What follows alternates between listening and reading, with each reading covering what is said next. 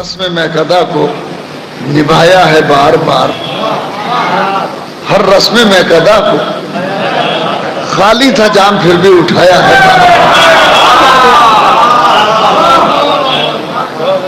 माशाअल्लाह ये महफिल, ये मेरे चचा हैं, वालिद के साथियों में हैं, और वालिद बड़ा जिक्र किया करते थे ईमान ने यूं कहा है और ईमान ने ये शेर कहा है। हमारे समझ में नहीं आता था किस पर ईमान लाए, तो ये मुद्दतों बाद पद्य में तशरीफ लाए तब हमें अंदाजा हुआ कि ये है वो ईमान। हाँ वाकई फिक्री बुलंदी देखने को मिलती है, शायरी मिलती है। शायरी लफ्जों को जमा कर देने का नाम नहीं है, लफ्जों के पस मंजर में मजमून पैदा करने का नाम है। मजमून आफरीनी के लिए शायरी की जाती है। अबे बेटे तुम वहां बैठे हो, मजमून आफरीनी के लिए शायरी की जाती है। शायरी में जब शेर कहता है तो जी तो चाहता है कि दाद मिले, इसमें कोई तकल्लुफ की बात नहीं है। जी शायर जब शेर कहता है तो जी चाहता है कि कोई दाद दे, मगर दाद के मानी ये नहीं होते हैं कि शायर से जाके लिपट जाओ।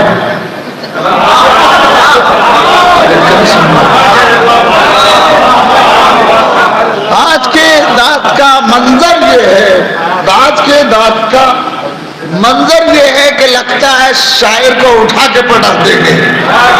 बात तो जोश में उठा लेते हैं, और अगर उन्हीं से कहा जाए कि इस शेर की तशरीह कर दो,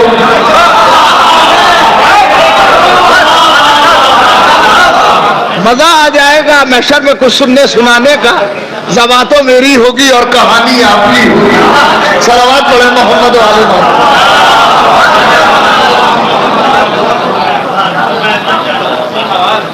इंतहा ये मुझे जो मौजू दिया है मेरे भाई ने, मेरे भतीजे ने, लगते हैं भाई जैसे मगर वो है भतीजा, मगर मेरा मौजू पूरा कर दिया है मेरे भाई ने। आपने वाकई मौजू को मुकम्मल कर दिया है, जरूरत नहीं हमारे बोलने की। और हम मौजू है आदाब महफिल। आदाब महफिल ये दो लफ्ज हैं, एक आदाब है और दूसरे महफिल है। अगर आदमी आदाब ही ना जानता हो,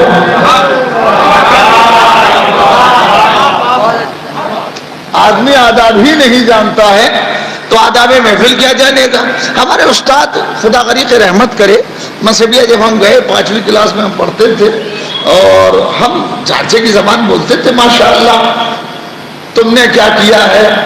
उस्ताद से हमने कहा तुमने क्या किया है, तो उन्होंने कहा बेटा बड़ों को तुमने नहीं कहते। आज तक वो बात नक्श है, वो अदब सिखाया गया था। ये पढ़ाई इसीलिए होती है ताकि आदमी बाअदब बन जाए, बाअदब बन जाए, और बाअदब ही बानसीब होता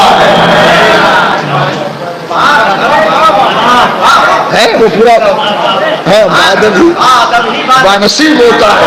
तो महफिलें जो हाल हमारी महफिलों का, मैं तंग नहीं कर रहा हूं, खुदा हमारी इस्लाह करेगा सबकी। जो हाल हमारी महफिलों का है वो यकीन कीजिए आजकल मशायरों का नहीं है। मशायरों में हुटी होती थी, वहां कोई उठ के नहीं, वहीं से आवाजें कसते थे।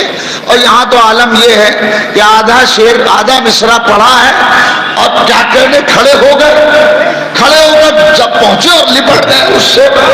अरे लिपट क्यों रहे हो इससे, आप दाद दीजिए, जरूर दाद दीजिए, मगर घुटनों पे खड़ा होना, मैं लफ्ज इस्तेमाल करो, घुटनों तक खड़ा होना दाद देने के लिए अदब है। मुकम्मल खड़ा हो जाना बेअदबी है।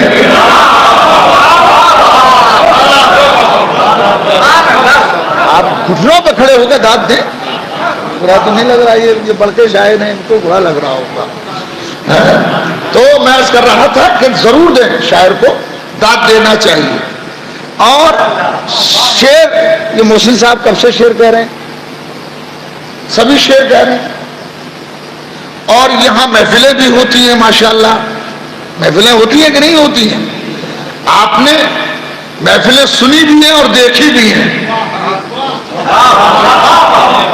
आपने महफिलें सुनी भी हैं और देखी भी हैं।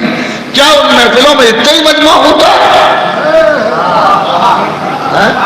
کیا اتنا ہی مجمع ہوتا ہے؟ کیا ایریے میں اتنے ہی لوگ رہتے ہیں یہاں پر؟ نہیں، بڑی تعداد ہے الحمدللہ۔ الحمدللہ یہ علاقے لگے ہوئے، خود یہاں اس گلی میں اتنے ہیں کہ اگر وہی آ جائیں تو یہ ہال بھر جائے۔ مگر افسوس کی بات ہے کہ محفل ہو رہی ہے اور نہیں آئے، تو یہی سے پتہ چلتا ہے کہ سننے والوں کا مزاج کیسا ہے، وہ کیا سننا چاہتے ہیں، کیا دیکھنا چاہتے ہیں۔ خدا ہم سب کی اصلاح کرے۔ یاد رکھے، شعر مشاعرے کے لیے جو کہا جاتا ہے، غزل کا شعر، وہ محبوب کے لیے کہا جاتا ہے، اور محفلوں کے لیے جو شعر کہا جاتا ہے وہ محبوب عظیم کے لیے کہا جاتا ہے، کہ اس سے بڑا کوئی محبوب نہیں ہے۔ اس کی دلیل ہے میرے پاس، اللہ کے محبوب کو محمد کہتے ہیں، محمد کے محبوب کو علی کہتے ہیں۔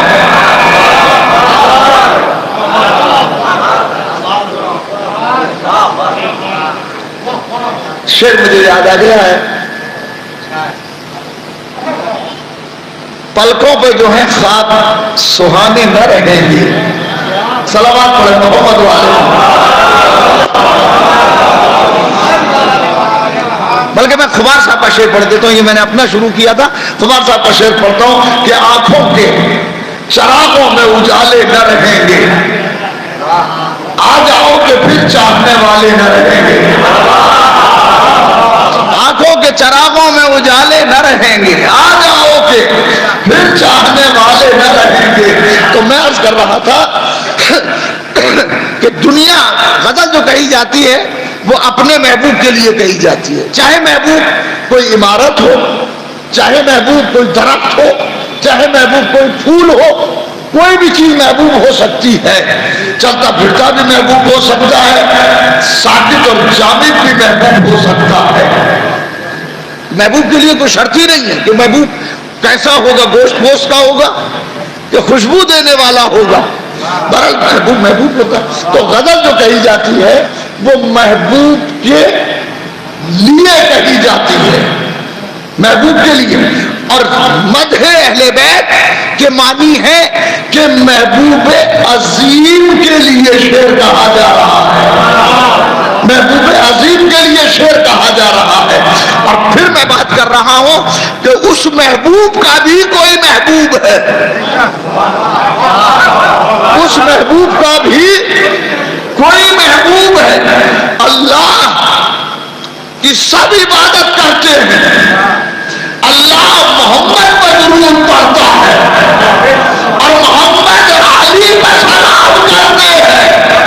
اللہ کے محبوب کو محمد کہتے ہیں، محمد کے محبوب کو علی کہتے ہیں۔ اگر شعر کہنا ہے تو یہ سوچ کے شعر کہیں کہ ہم شان حیدری میں نہیں کہہ رہے ہیں، محمد کے محبوب کی شان میں کہہ رہے ہیں، اللہ کے محبوب کی شان میں شعر کہہ رہے ہیں۔ بڑی اچھی بات کہی آپ نے، خدا آپ کو جزائے خیر دے۔ اگر یہ تصور پیدا ہو جائے، صرف اتنا سا تصور پیدا ہو جائے کہ ہم ان کی محفل میں پڑھیں گے، ہم ان کی محفل میں پڑھیں گے، اس لیے شعر کہہ رہے ہیں، اس لیے شعر کہہ رہے ہیں، تو ادب خود بخود سمجھ میں آ جائے گا کہ کوئی لفظ ایسا نہ آ جائے جس میں بے ادبی شامل ہو جائے۔ آج کل کہاں تھے ہم؟ کل تھے کہیں پر، پرسوں نظامت کرنے والے ایک مجلس پڑھنے گئے تھے ہم، تمہاں نظامت ہو رہی تھی، نظامت میں انہوں نے شعر پڑھا، بظاہر تو اچھا سا لگ رہا تھا، مگر وہ شان محبوب یعنی شان ممدوح کے خلاف ہے۔ میں شعر پڑھتا ہوں، اب پتہ نہیں کس کا شعر ہے، مگر وہ ناظم پڑھ رہا تھا، میں نے اس کو چھیڑا واڑا نہیں، کچھ بھی نہیں کہا، اور ہاں برداشت کر لیا اس کو، نہ کرتے تو کیا کرتے۔ اندھیرے مانگنے آئے تھے روشنی کی بھیک، ہم اپنا گھر نہ جلاتے تو اور کیا کرتے۔ بالکل خاموشی سے برداشت کر لیا ہم نے اس کو، اور وہ شعر کا ایک مصرع بھی یاد نہیں ہے مگر مفہوم یاد ہے۔ کہ اصغر جو مسکرائے تو امام کی تھکن دور ہو گئی. جو تھک جائے وہ امام نہیں ہوتا. جو تھکن محسوس کرے وہ امام نہیں ہوتا. ارے محمد نے پتھر کھا کے تھکن محسوس نہ کی. آپ سوچیں، آپ دیکھیں تو اسے کیا کہا جا رہا ہے، کیسے کہا جا رہا ہے. ارے کیوں کہہ رہے ہو؟ کیوں؟ اس لیے کہہ رہے ہیں کہ معرفت اہل بیت نہیں ہے.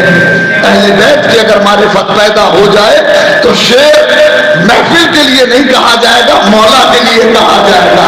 اور جب مولا کے لیے کہا جائے گا تو محفل والے بھی داد دیں گے، مولا بھی داد دیں گے. مولا بھی داد. یہ مقدس ہے محفل، یہ محفلیں مقدس ہیں. ان ہستیوں کا ذکر ہوتا ہے جو مقدس نہیں، تقدس معاب ہے. ان ہستیوں کا ذکر ہوتا ہے تو ہمیں کہنے کے لیے بھی ویسے ہی بیٹھنا چاہیے کہ جیسے با مقصد شاعری کے لیے بیٹھا جاتا ہے. شاعری بھی دو طرح کی ہے، ایک صرف شاعری ہے اور ایک با مقصد شاعری ہے. جب با مقصد شاعری ہوتی ہے تو لفظوں کا بھی خیال ہوتا ہے اور محبوب کا بھی خیال ہوتا ہے کہ ہم کس کے لیے شعر کہہ رہے ہیں. ایک آدمی نے آج کل جو چل رہا ہے، اگر تبصرہ برا نہ ہو تو میں دو لفظوں میں تبصرہ کروں. جناب علی اصغر علیہ السلام شہید ہوئے یا نہیں ہوئے؟ تیر کھا کے. آج کا شاعر کہہ رہا ہے علی اصغر نے تیر کو توڑ دیا. تیر توڑ دیا تو تم رو کیوں رہے؟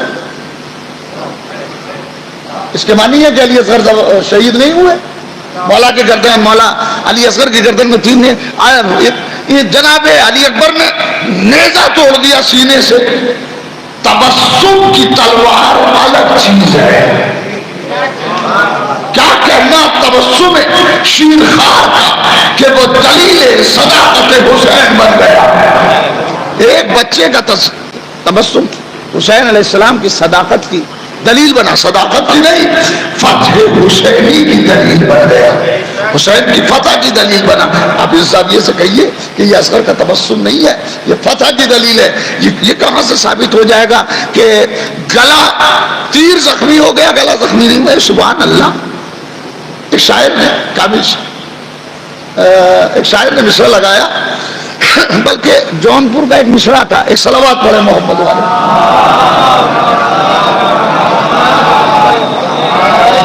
ہمارے بات تبصرے کرنا، ہم سے ہماری تقریر سن لو پہلے.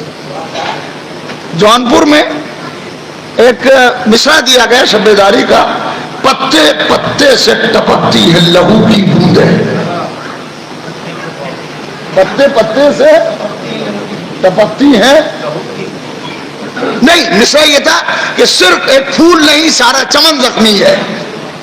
صرف ایک پھول نہیں سارا چمن.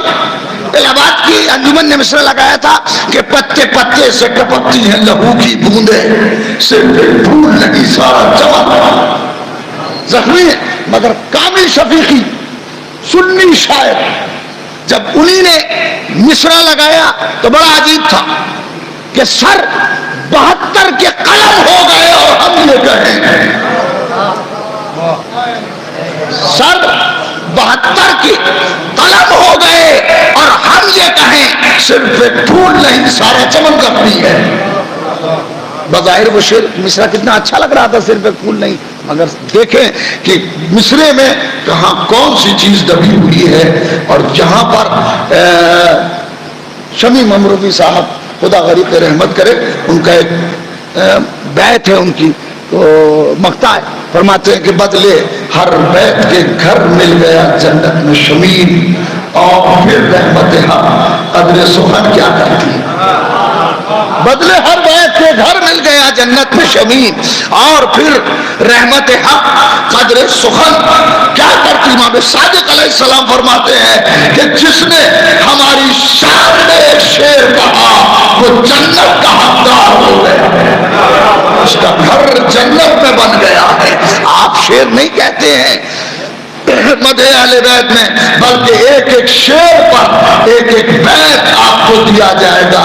مگر تقدس کا ذرا سا خیال رکھیں، سننے والے بھی، شعر کہنے والے بھی، سننے والے تقدس کا خیال رکھیں کہ یہ اکھاڑا نہیں ہے، یہ شعر پڑھے جا رہے ہیں، اور شاید یہ خیال رکھے کہ ہم اس کی مدح کر رہے ہیں جس کی مدح خدا کرتا ہے، جبریل کرتا ہے، رسول کرتے ہیں۔ ربنا تقبل منا انک انت السمیع العلیم۔ یہ معروضات تھے، ہو سکتا ہے کہ اس میں کوئی ایسی بات آ گئی ہو جو ناپسندیدہ ہو، ظاہر ہے جب باتیں ہوتی تو ایسی بھی ہو جاتی ہیں، میں انتہائی معذرت خواہ ہوں اگر ایسی کوئی بات آ گئی ہے، مگر کچھ چیزیں ایسی ہوتی ہیں جو بہرحال کہنا چاہیے۔ ایک تو ہمارے اسٹیج کو قوالیوں کا اسٹیج بنا لیا گیا ہے، شاعری کا نہیں ہے، قوالیوں کا اسٹیج۔ ایک اٹھ کے آ رہا ہے 10 روپے لا رہا ہے، دوسرا آ رہا ہے 50 لا رہا ہے، تیسرا آ رہا ہے 100 لا رہا ہے۔ تم کو دینا ہے تو بعد میں دے دینا،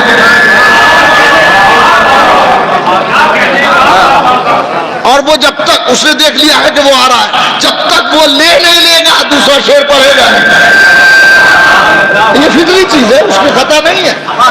جتنے بھی مزار کے مجاور ہیں سب غائب ہیں، صلوات پڑھے محمد علیہ۔ مگر انتہائی افسوس ہے کہ کون سا شریر ہے، مزار کے مجاور سارے غائب ہیں۔ شریر قامہ ایک ہے تنظیم ہے، ایک انجمن ہے جو ادبی کام کر رہی ہے، مجھے مگر افسوس اس بات کا ہے، اچھے اچھے شعراء بیٹھے ہوئے ہیں اور بڑے بڑے لوگ بیٹھے ہوئے ہیں جو آپ کو شعر سنائیں گے، مگر افسوس ہے کہ مجمع نہیں ہے، مجمع کو ہونا چاہیے تھا۔ یا تو عاشق کی کمی ہے کہ ایک ایک کا دروازہ نہیں کھٹکھٹایا ہے، یا وہ احساس ہی نہیں ہے کہ جو محفل کے لیے ہونا چاہیے۔ ربنا آتنا فی الدنیا حسنہ وفی الآخرۃ حسنہ وقنا عذاب النار۔